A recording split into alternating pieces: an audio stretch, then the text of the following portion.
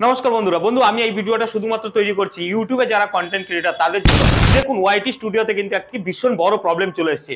যখন আপনি আপনার ওয়াইটি স্টুডিও অ্যাপটি ওপেন করছেন, আপনার ওয়াইটি স্টুডিও অ্যাপটি হতে পারে ওপেন হতে অনেক সময় লাগছে বা কারোর ওপেনই হচ্ছে না। যখনই ওপেন হচ্ছে আপনি সেখানে দেখতে পাচ্ছেন না ভিউ দেখাচ্ছে আপনার, না ওয়াচ টাইম দেখাচ্ছে আপনার, না আপনার রেভিনিউ দেখাচ্ছে।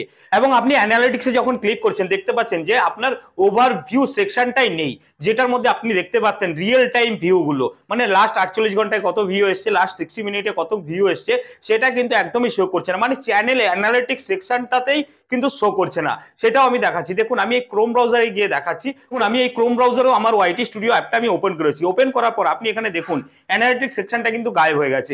সবকিছু ঠিক আছে, কিন্তু অ্যানালিটিক্স সেকশনটাই নেই। এবার আমি যখন এখানে অ্যানালিটিক্সে ক্লিক করছি, ক্লিক করার পরে দেখুন এখানে এসছে যে ইন্টারফেসটা, সেখানে দেখুন ওভারভিউ সেকশনটা কিন্তু নেই।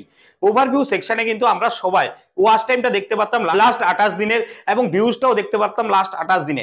এইবার এইটা দেখে কিন্তু অনেকে যারা নতুন ক্রিয়েটার এসছেন বা তারা হয়তো অনেকেই ভয় পেয়ে যাচ্ছেন যে আমার ইউটিউব চ্যানেলটা কি হ্যাক হয়ে গেল বা আমার ইউটিউব চ্যানেলটা কি চুরি হয়ে গেল।